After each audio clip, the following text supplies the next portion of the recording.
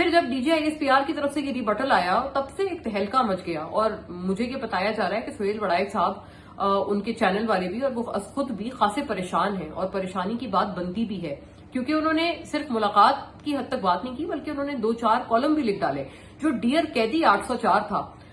اس پہ ہم نے دیکھا کہ اس کالم کو اس طرح کا لیا گیا کیونکہ اس میں یہ کہا گیا تھا کہ جی عمران خان صاحب معافی مانگ لیں اور پھر بنی گالہ میں چلے جائیں اور پھر وہاں پر چپ رہیں، ابھی کے سسٹم کو قبول کریں اور اگلے الیکشن پر اپنا سارا فوکس رکھیں۔ ایسا یہ لگا کہ یہ ایک طرح کا NRO یا ایک طرح کی ڈیل جو ہے یہ عاصم منیر صاحب کی طرف سے اور اسٹیبلشمنٹ کی طرف سے دی جا رہی ہے، اور یہ انہوں نے سہیل وڑائچ کے ذریعے عمران خان صاحب تک پہنچائی یہ بات۔ بالکل ایک یہ تاثر گیا اس پورے کالم سے کہ جیسے کہ وہ جو ہے وہ یہ بات عاصم منیر صاحب نے بولی ہے، اور اسی وجہ سے PTI والے پھر غالباً ایک صحافی نے بھی سوال کیا عمران خان صاحب سے کہ جی پھر آپ سے معافی کا مطالبہ کیا گیا ہے، جس پہ انہوں نے وہی جواب دیا جو کہ عمران خان صاحب ہر دفعہ دیتے ہیں کہ میں معافی کیوں مانگوں، یہ انہوں نے دوبارہ یہ والی بات کہی۔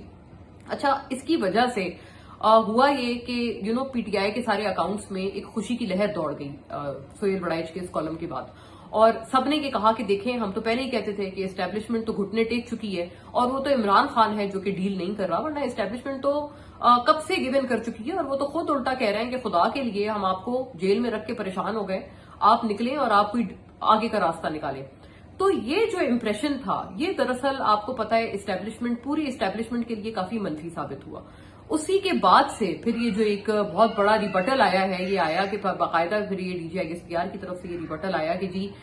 یہ تو کوئی بات ہوئی ہی نہیں تھی، اور یہ جو سہیل وڑائچ صاحب ہیں انہوں نے باقاعدہ یہ کہا کہ انہوں نے اپنے ذاتی فائدے کے لیے من گھڑت کہانی بنائی ہے، اور اس پہ یہ تک انہوں نے اندیا دیا کہ کوئی کاروائی بھی ہو سکتی ہے